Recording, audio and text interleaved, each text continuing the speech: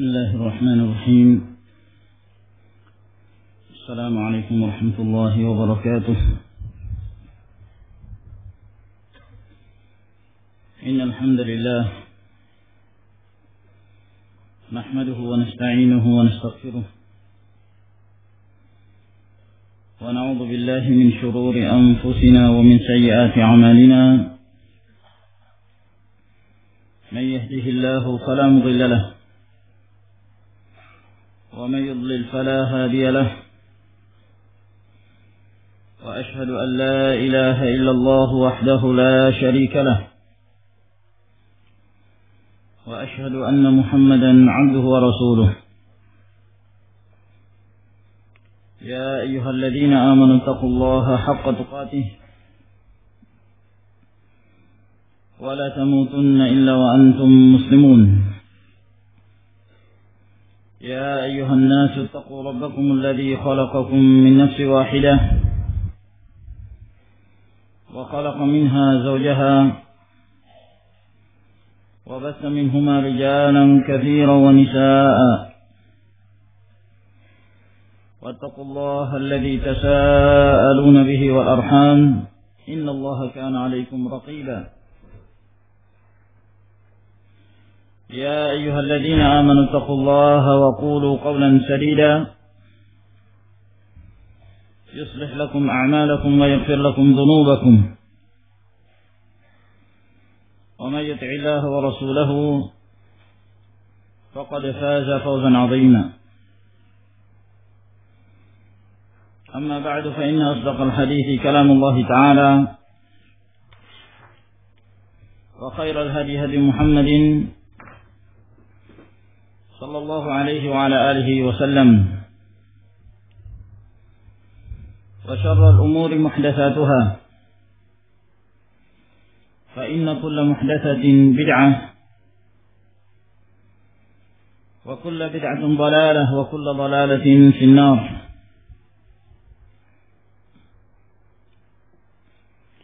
معاشر المسلمين رحمكم الله.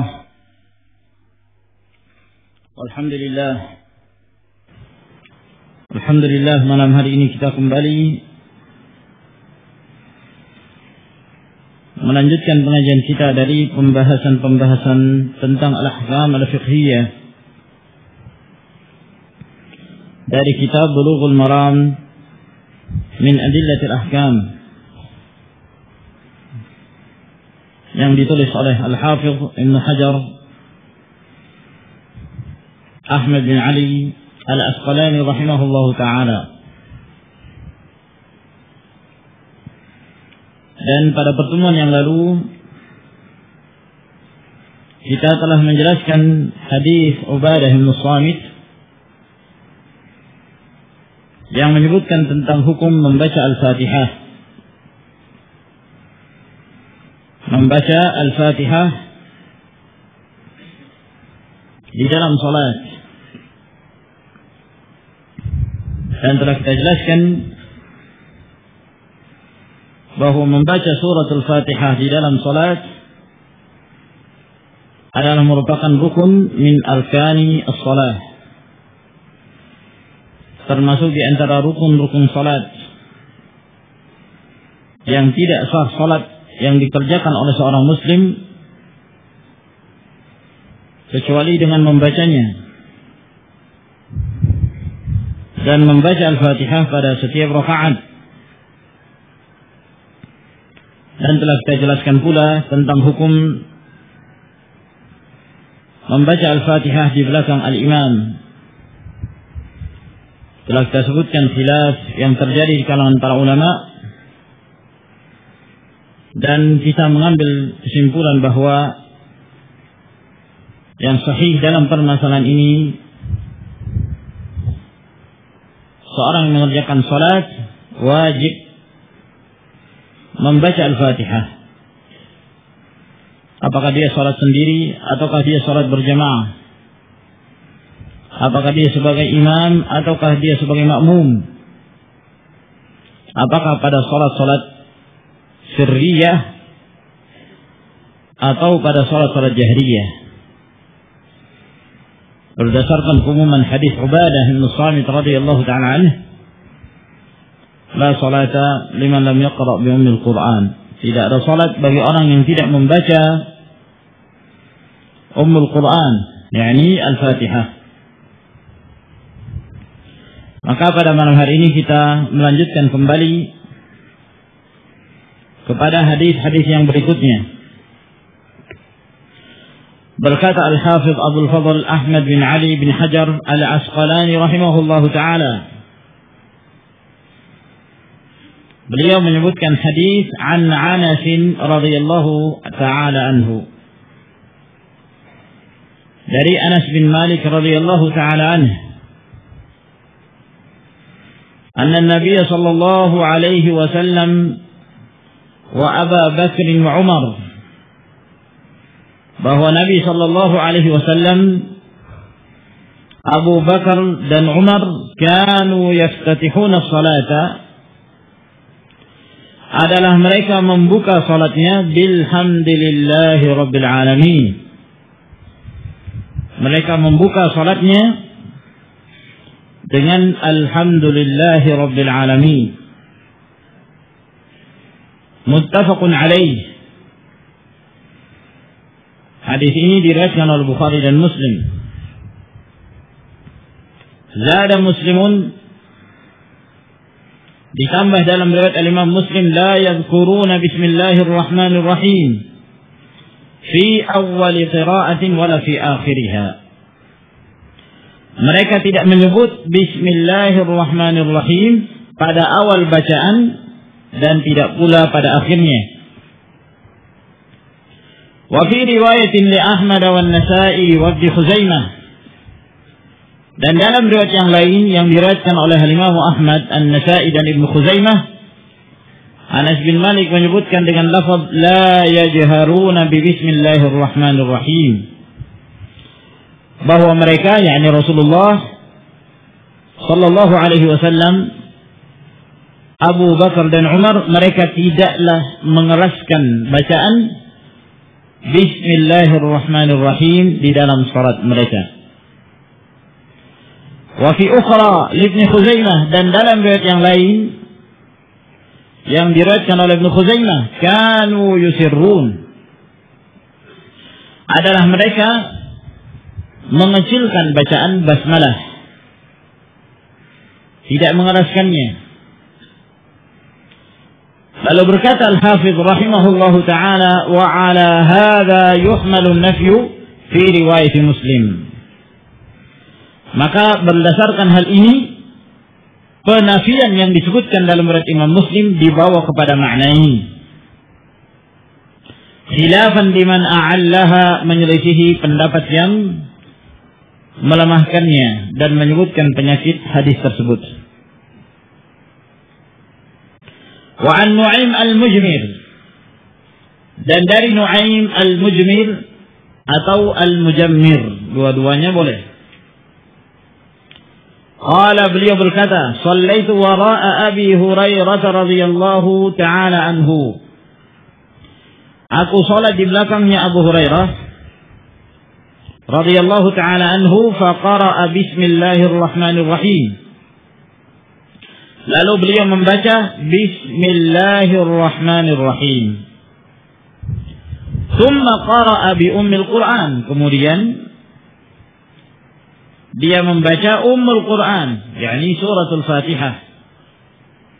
Hatta idza balagha, sampai kepada ucapan waladdallin, qala amin, maka beliau pun mengucapkan amin.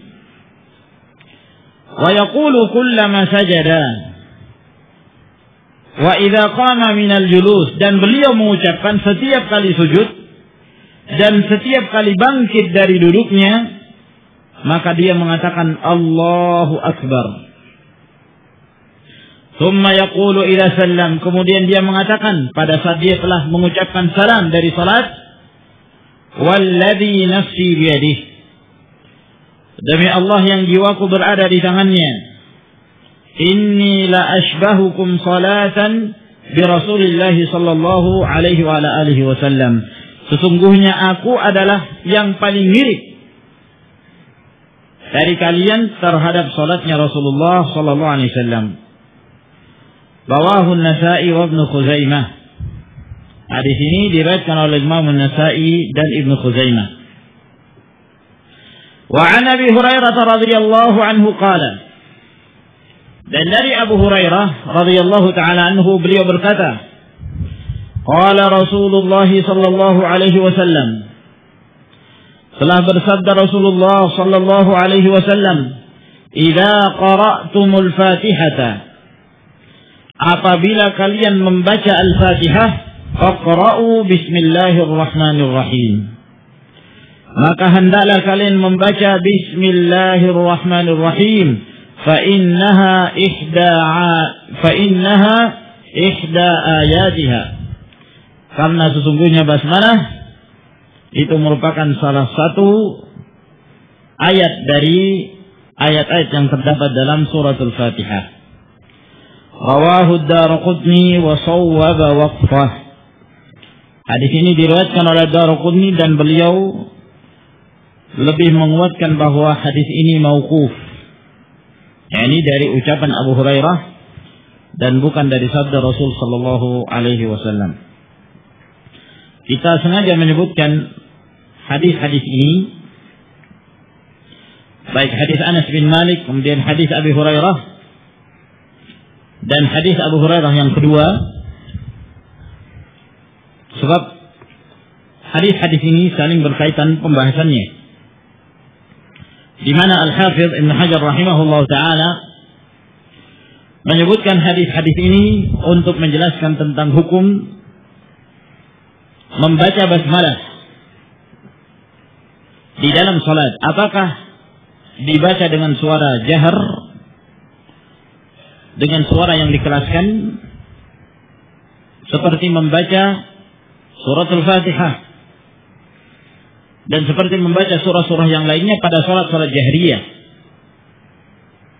ataukah dibaca dengan sirriyah, dengan suara lirih, tidak dikelaskan pada salat-salat jahriyah maupun sirriyah, namun cukup dengan suara yang lirih,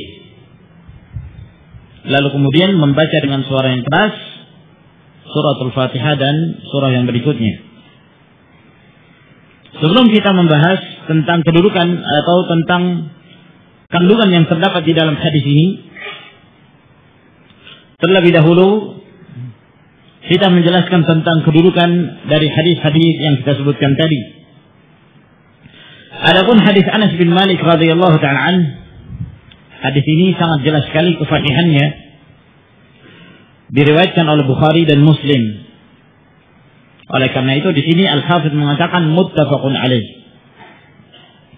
Hadis ini telah disepakati kesahihannya. Dan ada tambahan-tambahan dalam riwayat Imam Muslim, dan hadis ini juga sahih. Kemudian riwayat yang disebutkan dalam Musnad Al-Imam Ahmad, An-Nasa'i dan Ibnu Khuzaimah dengan lafaz la yajharuna bil bismillahirrahmanirrahim,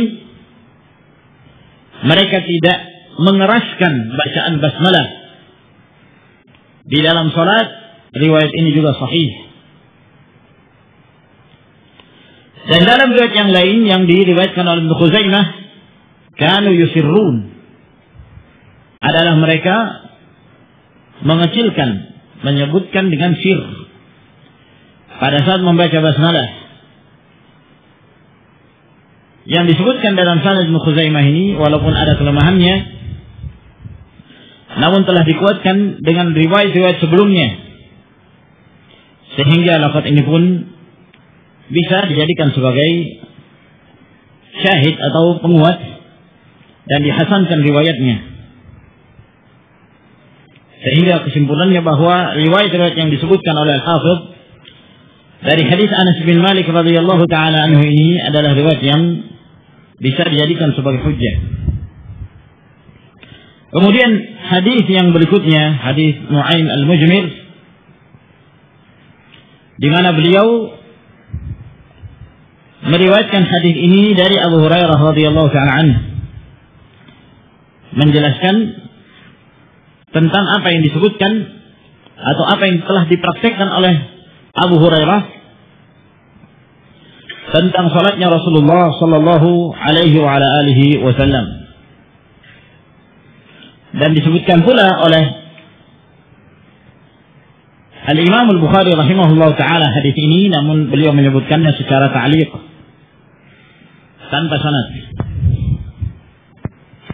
Dan hadis ini adalah hadis yang sahih.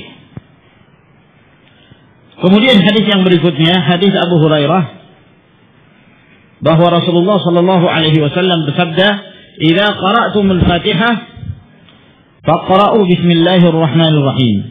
Apabila kalian hendak membaca Al-Fatihah, maka bacalah bismillahirrahmanirrahim, karena sesungguhnya basmalah itu salah satu ayat dari ayat-ayat yang terdapat dalam suratul Fatihah. Hadis ini disebutkan oleh Al-Hafidz Ibnu Hajar, diriwayatkan oleh Ad-Daraqutni, dan Ad-Daraqutni lebih menguatkan bahwa hadis ini mauquf, yakni bukan perkataan Nabi sallallahu alaihi wasallam, namun dari ucapan Abu Hurairah. Adapun riwayat ini, riwayat Abu Hurairah radhiyallahu ta'ala anhu, disebutkan oleh Ad-Daraqutni dari jalan Abu Bakar Al-Hanafi. Abu Bakar Al-Hanafi ini yang meriwayatkan hadis dari Abdul Hamid bin Ja'far, dan Abdul Hamid bin Ja'far meriwayatkan hadis dari Nuh bin Abi Bilal, dari Sa'id bin Abu Sa'id Al-Maqburi, dari Abu Hurairah. Nah, Ad-Daraqutni ketika menyebutkan hadis ini di dalam sunannya, dia menyebutkan dengan menyandarkannya kepada Rasul sallallahu alaihi wasallam, bahwa ini dari sabda Rasulullah alaihi salatu wassalam, dengan jalan yang telah kita sebutkan tadi. Abu Bakar Al-Hanafi meriwayatkan hadis dari Abdul Hamid bin Ja'far. Abdul Hamid bin Ja'far meriwayatkan hadis dari Nuh bin Abi Bilal, dari Sa'id bin Abu Sa'id Al-Maqburi, dari Abu Hurairah. Nah, lalu setelah Ad-Daraqutni menyebutkan hadis ini, lalu beliau mengatakan bahwa Abu Bakar Al-Hanafi, setelah beliau meriwayatkan hadis ini dari Abdul Hamid bin Ja'far, setelah itu beliau mengatakan, dan aku langsung bertemu dengan Nuh bin Abi Bilal. Falaqitu Nuhan. Jadi aku langsung bertemu dengan Nuh bin Abi Bilal. Kalau yang tadi melalui perantaran Abdul Hamid bin Ja'far, ya, beliau meriwayatkan dari Nuh. Nah, ini dia langsung bertemu dengan Nuh bin Abi Bilal, maka dia pun meriwayatkan langsung dari Nuh bin Abi Bilal, dari Sa'id bin Abi Sa'id Al-Maqburi, dari Abu Hurairah, tapi beliau tidak mengatakan ini dari ucapan Rasul sallallahu alaihi wasallam, namun ini dari ucapannya Abu Hurairah. Maka ini menunjukkan bahwa telah terjadi kekeliruan dalam periwayatannya Abdul Hamid bin Ja'far. Ketika Abdul Hamid bin Ja'far meriwayatkan hadis ini, lalu dia sandarkan bahwa ini adalah sabdanya Rasulullah SAW, dan tidak benar. Sebab Abu Bakar Al-Hanafi langsung mengambil hadis ini dari Nuh bin Abi Bilal, dan tidak disandarkan kepada Rasulullah SAW. Oleh karena itu dari sini jelas bagi kita sekalian bahwa ucapan ini, idza qara'tumul Fatihah faqra'u bismillahirrahmanirrahim fa innaha ihda ayatiha, apabila kalian membaca Al-Fatihah maka bacalah bismillahirrahmanirrahim, karena itu salah satu ayatnya. Ini adalah perkataan Abu Hurairah dan bukan dari sabda Rasulullah sallallahu alaihi wa ala alihi wasallam. Nah, hadis-hadis yang disebutkan oleh Al-Hafidz rahimahullahu ta'ala ini menjelaskan kepada kita satu permasalahan. Yang permasalahan ini merupakan permasalahan yang telah diperselisihkan oleh para ulama sejak zaman-zaman dahulu. Para ulama terdahulu telah berselisih dalam permasalahan ini, yaitu dalam hal hukum mengeraskan bacaan basmalah di dalam salat-salat jahriyah. Adapun di dalam salat-salat sirriyah tentu sepakat para ulama bahwa mereka tidak mengeraskannya. Mereka tidak mengeraskannya. Namun yang terjadi perselisihan adalah pada salat-salat jahriyah seperti salatul maghrib, salatul isya, dan salatul fajr. Pada saat seseorang membaca Al-Fatihah, apakah sebelum membaca Al-Fatihah dianjurkan mengucapkan Bismillahirrahmanirrahim dengan suara yang dikeraskan atau tidak? Cukup Iqra biha fi nafsik, kamu membacanya dalam dirimu, yakni dengan suara yang lirih. Bismillahirrahmanirrahim.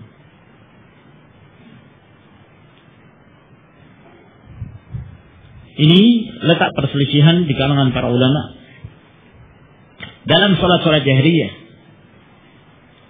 dan masing-masing mendatangkan hujjah. Sampai di antara para ulama ada yang membuat risalah khusus dalam masalah ini, dalam masalah apakah dijaharkan basmalah di dalam salat-salat jahriyah tersebut. Di antara mereka yang mengarang sebuah risalah khusus seperti Ibnu Khuzaimah, demikian pula Al-Baihaqi, Ad-Darqutni, dan yang lainnya dari kalangan para ulama, yang tentunya perselisihan ini terletak dari perselisihan para ulama dalam hal memahami hadis-hadis yang datang dari Rasulullah Sallallahu Alaihi Wasallam yang diriwayatkan oleh para sahabat. Demikian pula termasuk di antaranya perselisihan tersebut terjadi disebabkan karena adanya riwayat-riwayat yang dhaif yang dinisbahkan kepada Rasulullah alaihi salatu wassalam. Demikian pula dari sisi yang lain ada hadis-hadis yang sahih namun mereka berselisih dalam hal memahami hadis-hadis tersebut. Maka timbullah khilaf. Dan di sana ada beberapa pendapat dalam masalah mengeraskan basmalah atau tidak mengeraskannya. Namun kita akan menyebutkan yang paling masyhur dari perselisihan yang terjadi di kalangan para ulama. Ada 3 pendapat. Pendapat yang pertama adalah pendapat jumhur dari kalangan para ulama. Pendapat jumhur dari kalangan para ulama, dan itu adalah pendapatnya Imam Ahmad, pendapatnya Ishaq bin Rahuyah, Sufyan Ats-Tsauri, Abdullah bin Al-Mubarak, dan banyak dari kalangan para sahabat radhiyallahu taala anhum. Mereka berpendapat bahwa di dalam salat-salat jahriyah basmalah tidak dikeraskan, dianjurkan untuk disebutkan dengan sir, dikecilkan, tidak dijaharkan seperti membaca Al-Fatihah. Dan pendapat ini yang dikuatkan oleh Syekhul Islam Ibn Taimiyah rahimahullah dari kalangan al-muhaqqiqin.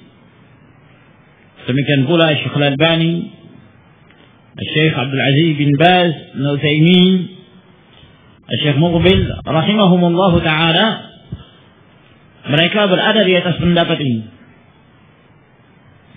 Pendapat yang kedua yaitu pendapatnya Al-Imam Syafi'i rahimahullah dan murid-murid beliau, para pengikut beliau. Dan juga diriwayatkan dari Laits bin Sa'ad bahwa pada salat-salat jahriyah disyariatkan untuk dibaca basmalah dengan suara yang keras pula, sebagaimana dibacanya suratul Fatihah. sebagaimana dibacanya suratul Fatihah dengan suara yang keras, maka demikian pula pada saat membaca al-basmalah. Pendapat yang ketiga adalah pendapat Al-Imam Malik dan para pengikutnya dari kalangan Al-Malikiyah, yang mereka berpendapat bahwa tidak dianjurkan membaca basmalah sama sekali. Tidak dibaca baik pada salat sirriyah maupun pada salat-salat jahriyah. Jadi pendapat Al-Malikiyah ini istirahat dari membaca basmalah. Mereka sama sekali tidak membacanya, sebab mereka berpendapat bahwa basmalah bukanlah termasuk dari Al-Fatihah, sehingga apabila seorang hendak membaca surat Al-Fatihah maka langsung dibaca surat Al-Fatihah, dimulai dari Alhamdulillahirabbil alamin.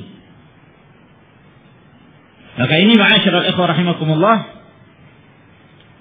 tiga perselisihan yang masyhur, dan di sana ada pendapat-pendapat yang lain, namun tidak perlu kita menyebutkannya.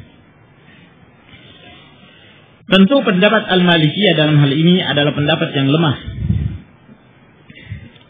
yang berpendapat bahwa basmalah tidak dibaca sama sekali. Dan telah saya sebutkan pada pertemuan-pertemuan yang lalu tentang hukum basmalah tersebut. Apakah basmalah termasuk dari salah satu ayat dari suratul Fatihah atau tidak? Dan telah saya jelaskan pada pertemuan-pertemuan yang lalu, dan insyaallah kita tidak akan mengulanginya pada pertemuan kita pada malam hari ini. Namun kita telah ingin memberikan kesimpulan dari apa yang telah saya jelaskan dahulu, min babil murajaah, agar kemudian kita mengingat kembali bahwa yang sahih dari apa yang telah kita bahas, bahwa basmalah tidaklah termasuk dari suratul Fatihah, dan tidak termasuk dari ayat-ayat dari surah-surah yang terdapat di dalam Al-Quranul Karim, kecuali pada surah An-Naml yang menjelaskan tentang kisah Sulaiman. Innahu min Sulaimana wa innahu bismillahirrahmanirrahim. Ini satu-satunya basmalah atau bismillahirrahmanirrahim yang termasuk di dalam surah. Adapun basmalah yang terdapat pada awal-awal surah itu tidak termasuk di antara ayat yang dimasukkan ke dalam surah tersebut. Namun basmalah kedudukannya sebagai ayatun mustaqillah, ayat yang berdiri sendiri, yang diturunkan oleh Allah Subhanahu wa taala lil fasli bainas suwar, untuk memisahkan antara satu surah dengan surat yang lainnya. Sebagaimana yang telah kita jelaskan dahulu, asar dari Ibnu Abbas radhiyallahu taala anhuma dalam permasalahan ini. Namun bukan berarti pada saat kita mengatakan bahwa basmalah tidak termasuk dari surat Al-Fatihah, lalu kita mengatakan bahwa tidak dibaca sama sekali, tidak dibaca di dalam salat bersama dengan surat Al-Fatihah. Bahkan yang rajih dalam hal ini adalah pendapat jumhur dari kalangan para ulama, bahwa basmalah dibaca. Basmalah dibaca pada awal surah Al-Fatihah. Namun yang menjadi permasalahan, apakah basmalah tersebut dibaca dengan suara yang keras dalam salat-salat jahriyah ataukah tidak? Ini yang menjadi perselisihan di kalangan para ulama. Dan yang zahir wallahu taala alam, yang lebih mendekati kebenaran dalam hal ini adalah pendapat jumhur para ulama yang mengatakan bahwa basmalah tidak dianjurkan untuk dikeraskan pada salat-salat jahriyah. Tidak dianjurkan untuk dikeraskan, dibaca dengan suara yang lirih, Lalu setelah itu membaca dengan jahar suratul Fatihah dan surah-surah yang dibaca setelah Al-Fatihah.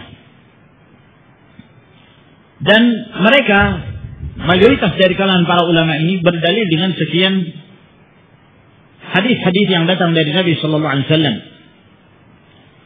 Dan di antara hadis yang paling kuat dalam masalah ini adalah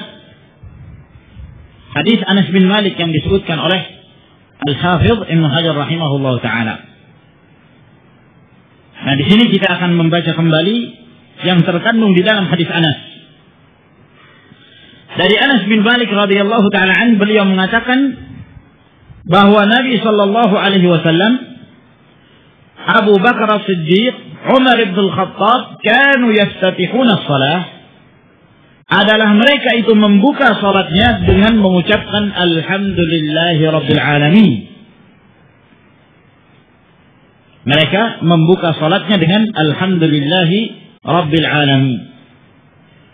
Maka hadis ini secara zahir menjelaskan bahwa Rasulullah sallallahu alaihi wasallam tidak memulai dengan bacaan keras basmalah. Sebab kalau beliau memulai dengan bacaan basmalah, tentu disebutkan oleh Anas bin Malik radhiyallahu ta'ala bahwa mereka memulai salatnya dengan membaca Bismillahirrahmanirrahim. Dan yang dimaksud Anas bin Malik radhiyallahu ta'ala, mereka membuka salatnya, maksudnya membuka salatnya dengan bacaan yang dikeraskan.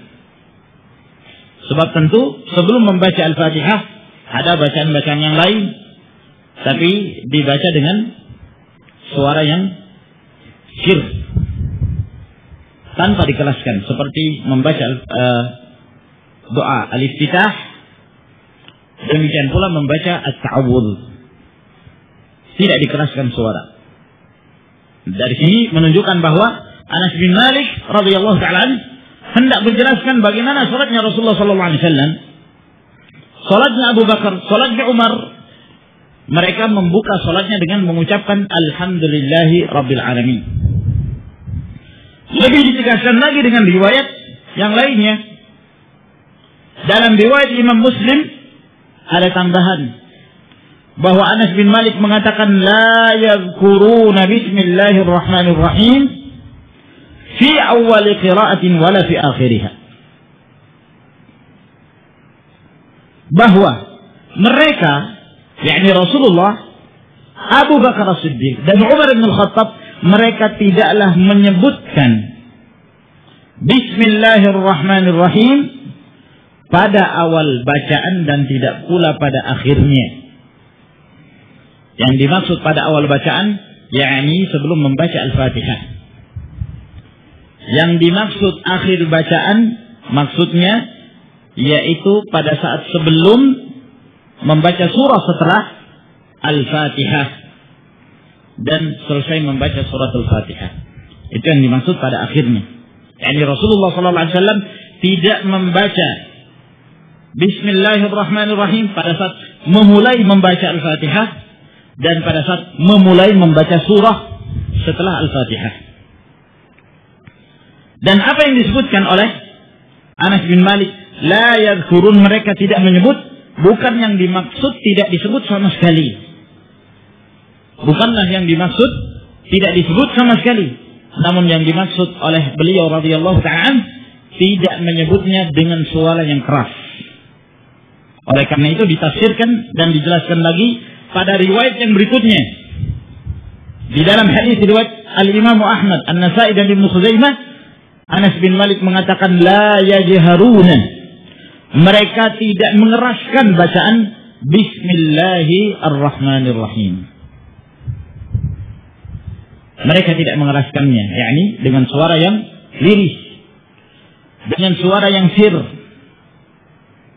pada saat mereka membaca suratul Fatihah. Maka ini pada hakikatnya merupakan nas yang jelas.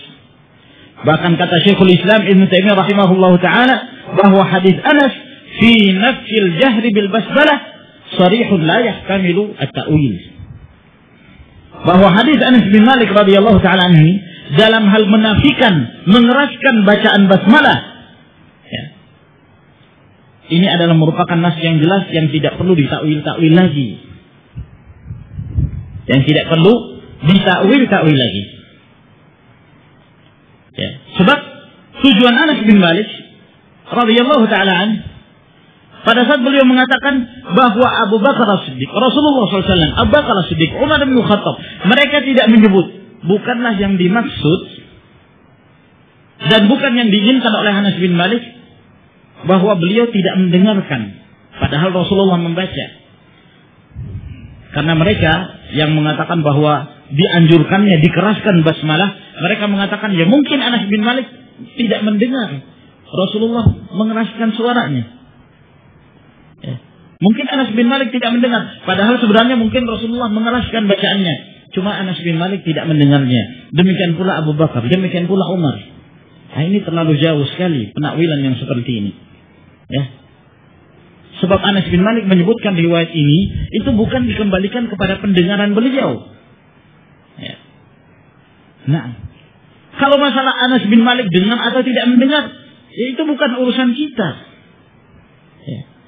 Kalau begitu tidak ada faedah dari periwayatan Anas bin Malik radhiyallahu ta'ala anhu. Yang lebih aneh lagi, apakah mungkin Anas bin Malik radhiyallahu ta'ala anhu yang dikenal sebagai pelayannya Rasulullah sallallahu alaihi wasallam, awal kedatangan Rasulullah ke Madinah, beliau telah menjadi pelayannya Rasulullah selama 10 tahun sampai meninggalnya Rasulullah sallallahu alaihi wasallam. Lalu selama 10 tahun itu Anas bin Malik tidak pernah mendengarkan bacaan basmalahnya Rasulullah. Lalu dikatakan bahwa ini karena Anas bin Malik mungkin sholatnya agak jauh dari Nabi sallallahu alaihi wasallam sehingga beliau tidak mendengarkan. Ini mustahil, terlalu jauh. Penakwilan yang seperti ini. Ya. Tambah lagi bahwa Anas bin Malik ini sangat dekat dari Nabi alaihi salatu wasallam. Sebelum turunnya ayat hijab, beliau suka mundar-mandir keluar masuk ke dalam rumahnya Nabi alaihi salatu wasallam.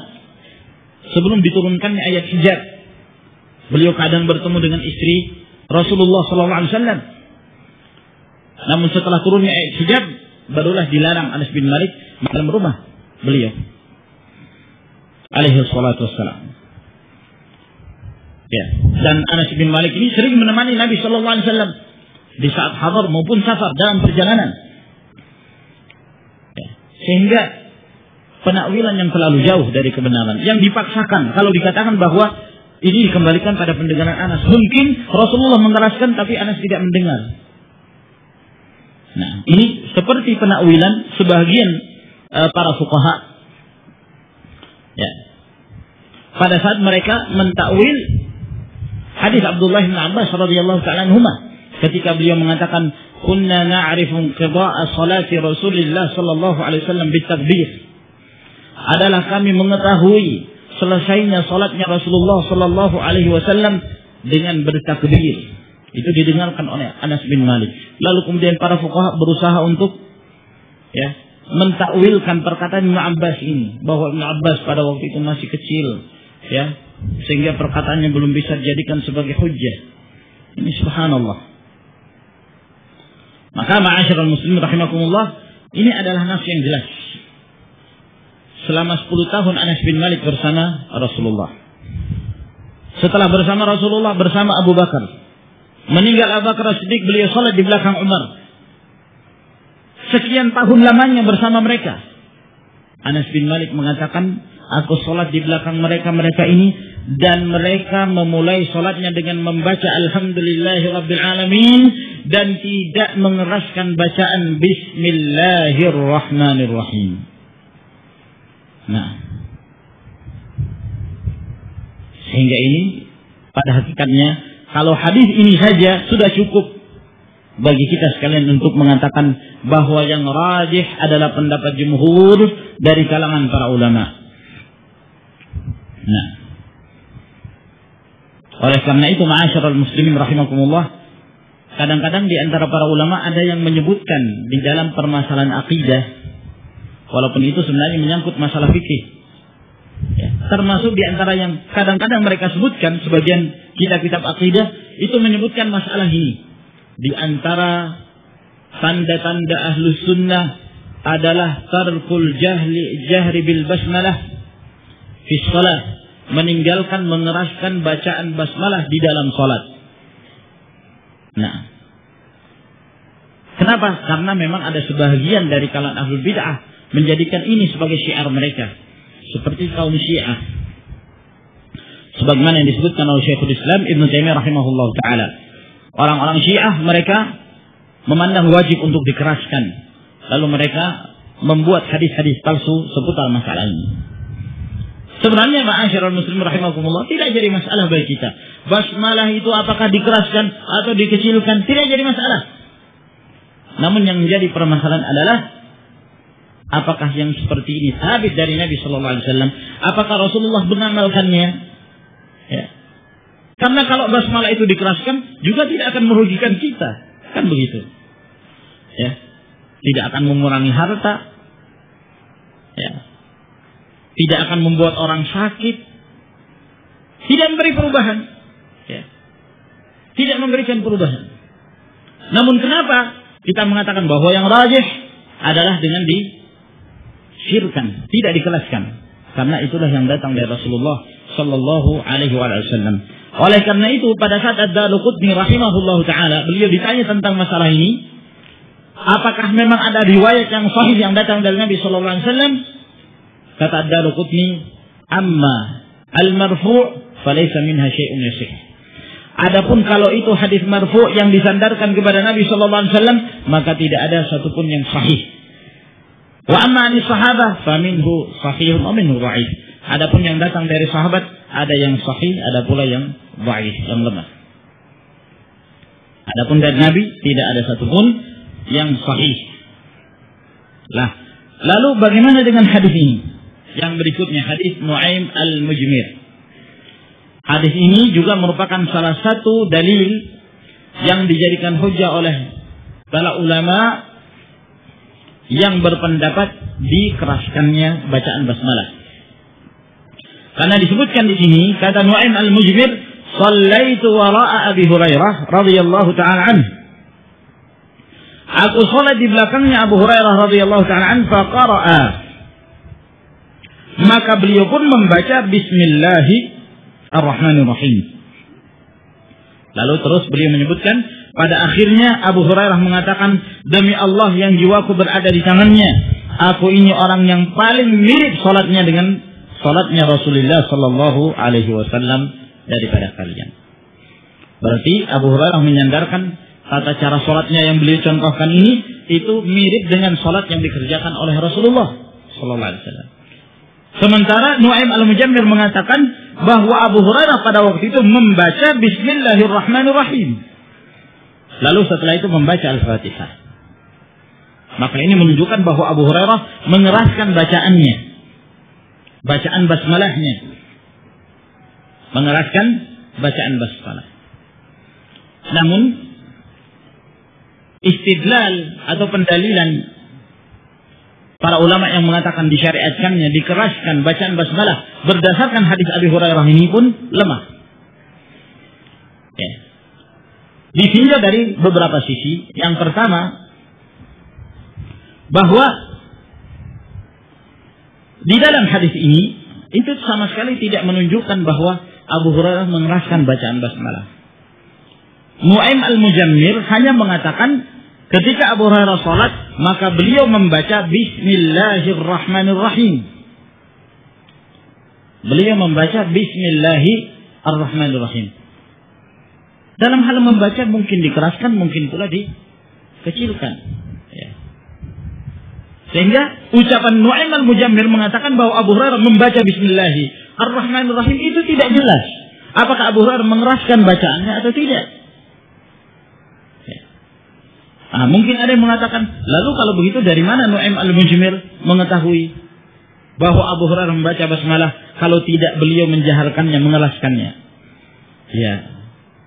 Para ulama membantah lagi, ada kemungkinan Abu Hurairah yang mengabarkan. Tadi ketika awal saya mengerjakan sholat, saya membaca Bismillahirrahmanirrahim. Abu Hurairah yang mengabarkan kepada Nu'aim al-Mujmir. Ya.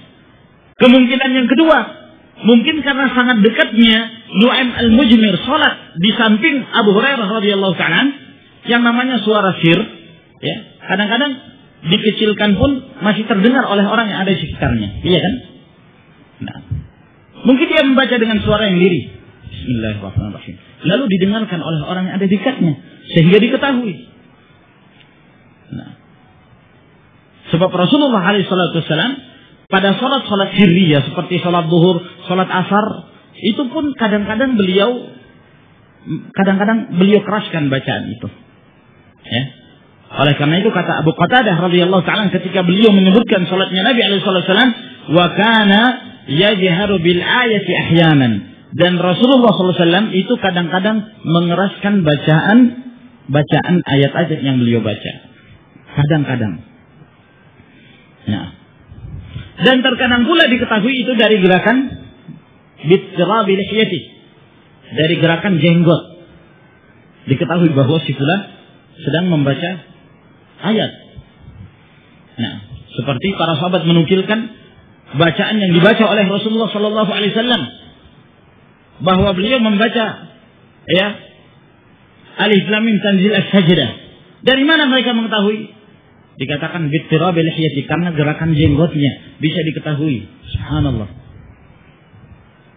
Alhasil dari sini ma'asyiral ikhwan rahimakumullah, ucapan Nu'aim al-Mujmir bahwa Abu Hurairah membaca basmalah itu tidak jelas dibaca dengan keras atau dibaca dengan sir. Fa idza warada al-ihtimal batala al-istidlal. Apabila masih ada kemungkinan maka tidak boleh berdalil dengan hadis ini. Batal pendalilan dengan hadis ini. Nah, atau ada kemungkinan yang lain.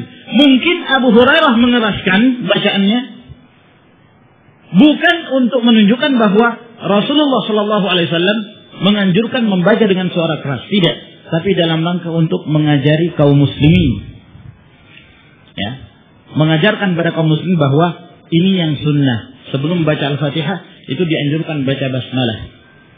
Seperti misalnya Umar bin Khattab. Umar bin Khattab radhiyallahu ta'ala pernah beliau membaca ta'awudz dengan suara yang keras. Beliau pernah membaca doa iftitah dengan suara yang keras. Padahal beliau mengetahui bahwa Rasulullah SAW itu tidak pernah mengeraskan bacaan tersebut. Kenapa beliau mengeraskan? Untuk mengajarkan kepada kaum muslim bahwa itu sunnah. Ibnu Abbas radhiyallahu ta'ala anhuma, beliau pernah membaca suratul Fatihah dalam salat jenazah dengan suara yang keras. Dengan suara yang keras. Lalu beliau mengatakan, aku sengaja melakukan ini agar kalian mengetahui bahwa ini yang sunnah. Ya. Untuk diajarkan pada kaum muslimin. Maka demikian pula Abu Hurairah radhiyallahu ta'ala anhu. Kalaulah dikatakan bahwa beliau mengeraskan, maksudnya bahwa pada waktu itu beliau mengeraskan dalam rangka untuk mengajari kaum muslimin bahwa itu adalah perkara yang sunnah. Bukan karena mengeraskan suara itu yang diajarkan oleh Rasulullah Sallallahu Alaihi Wasallam.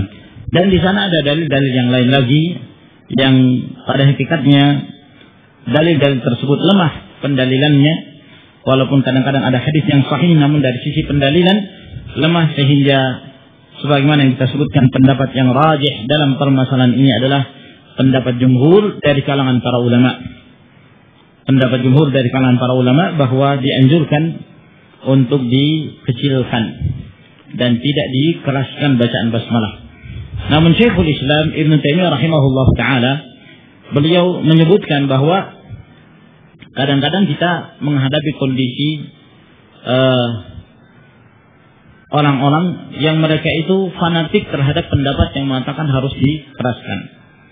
Sebagian kampung itu kalau imamnya tidak mengeraskan bacaan basmalahnya dianggap tidak sah.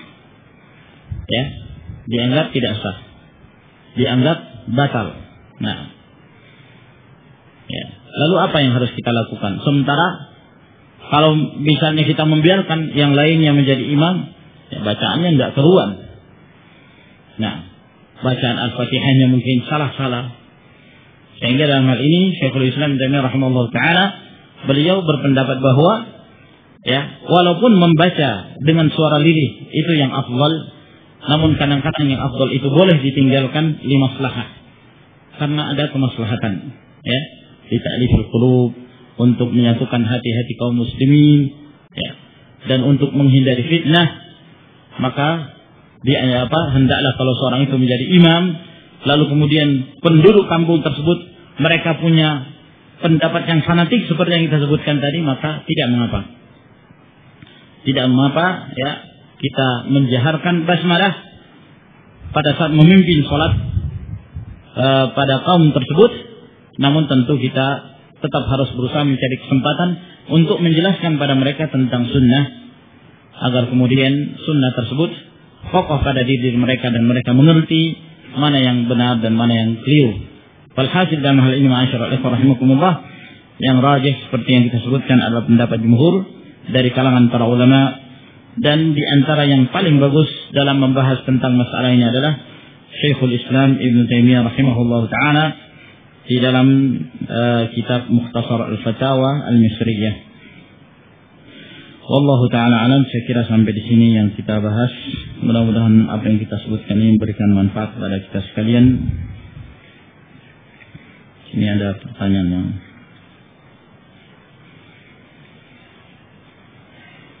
apakah keluarga atau kerabat dari istri kita termasuk dari keumuman hadis-hadis yang menyebutkan tentang perintah dan keutamaan menyambung silaturahmi dengan kerabat?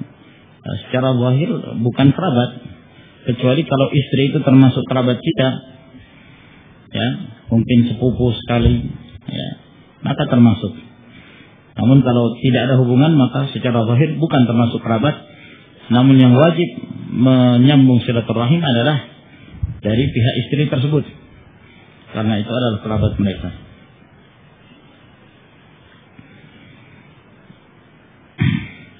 Apa yang harus saya lakukan apabila datang seorang tamu wanita yang bukan muhrimnya, mahramnya mungkin ya, yang bukan mahramnya ke rumah saya, ya dipakai hijab, ya, agar kemudian kita tidak hindari khalwat dan hindari memandang secara langsung. Apa yang harus saya lakukan jika saat sujud dalam sholat selalu mengeluarkan air kencing, dikarenakan kandung kemih turun sehingga terkadang sujudnya tidak sampai? Maksudnya tidak sampai gimana? Ya, maksudnya ketika sujud keluar gitu ya, mungkin. Ya pakai pampers. Ya. Nah, pakai pampers. Walaupun keluar, ya kalau keluar terus menerus, ya usahakan pakai penahan. Nah, walaupun dalam keadaan keluar, lanjutkan sholatnya, karena itu penyakit. Hukumnya salasilul baul, sama hukumnya seperti wanita istihadah. Ya, wanita istihadah, dia tetap dalam keadaan suci, ya, sehingga kalau terus menerus keluar, maka tetap dia harus mengerjakan sholatnya dalam kondisi bagaimanapun. Dalam kondisi bagaimanapun. Wallahu ta'ala.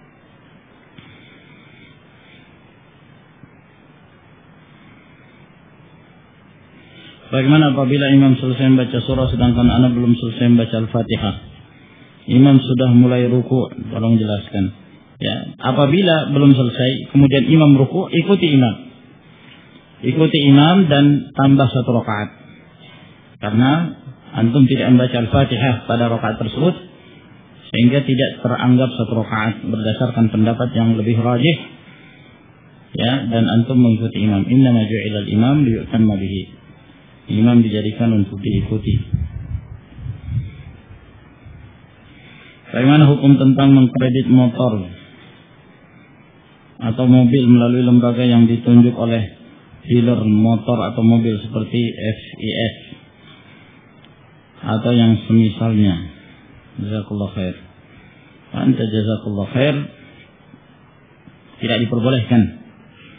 Dan ini riba, ya.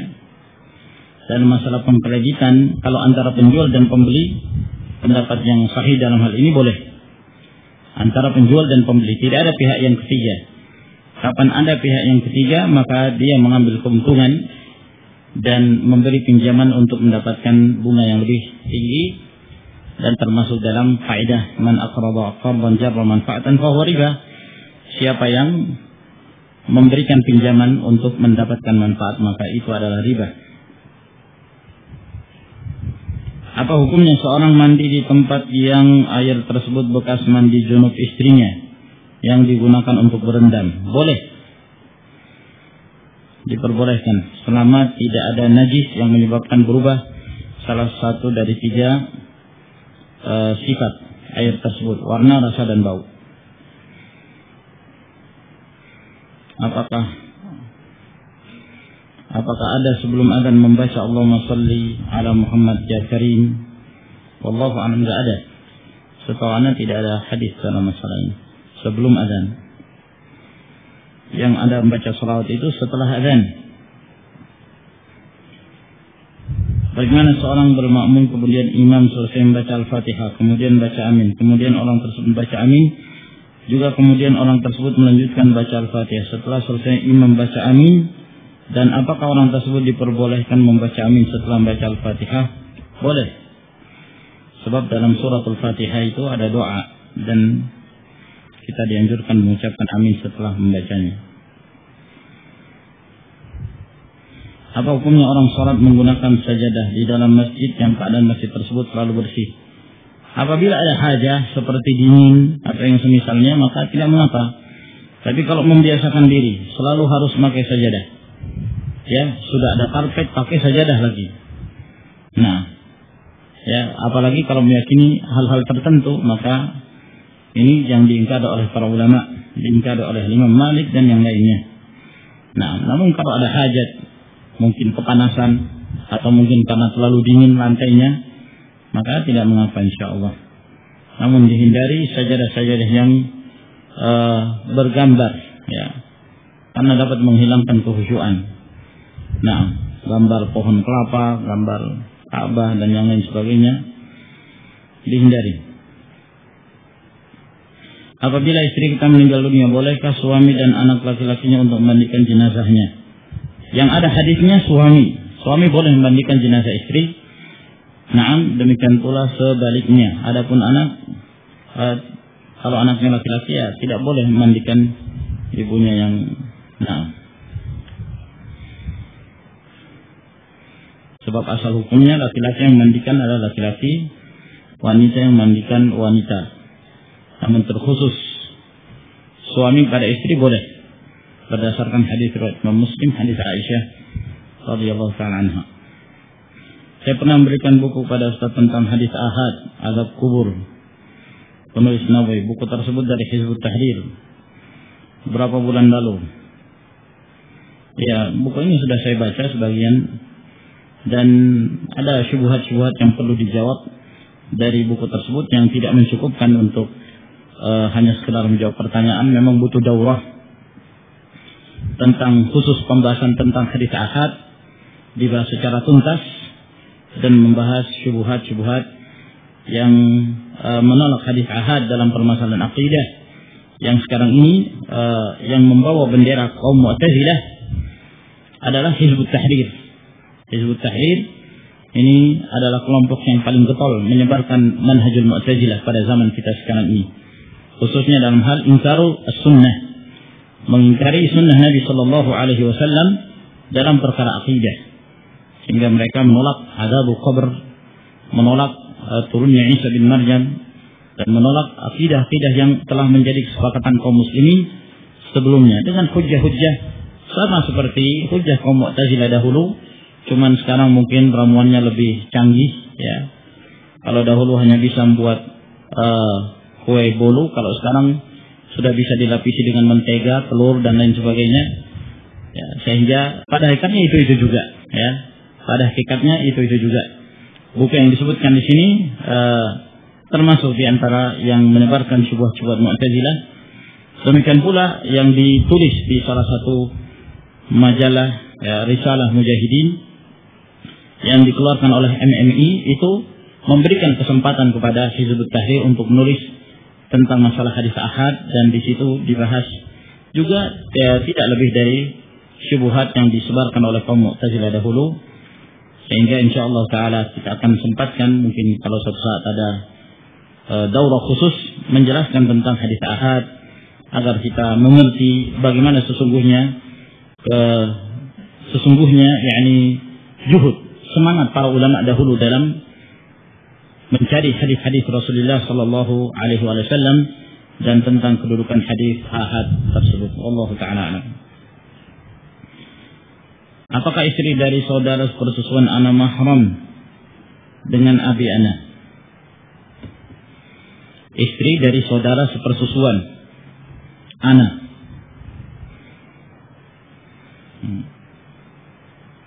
Gimana ini? Jadi dia punya istri, istrinya punya saudara susu. Hah? Ini siapa yang punya ini? Mungkin apakah istri dari saudara sepersusuan ana mahram dengan abi ana? Hah? Siapa yang bisa memahamkan ini? Istri dari saudara sepersusuan. Istri dari saudara sepersusuan ana. Hah? Saya yang bertanya ini maksudnya. Jadi dia punya saudara susu, istrinya. Iya. Nah, saudara susunya ini laki-laki berarti ya. Iya kan? Nah, istrinya apakah mahram dengan abi ana? Kamu saja bukan mahramnya, apalagi abinya. Yang bertanya ini bukan mahramnya, gimana abinya? Ya, jelas bukan lagi. Gitu. Nah, bolehkah penuntut ilmu yang berstatus sebagai musafir untuk menyempurnakan sholat yang 4 rakaat? Nah, ini insya Allah kita bahas di daurah ya di Al-Ikhwan insyaallah taala. Saya kira sampai di sini insyaallah. Akhiru da'wana alhamdulillahirabbil alamin. Assalamualaikum warahmatullahi wabarakatuh.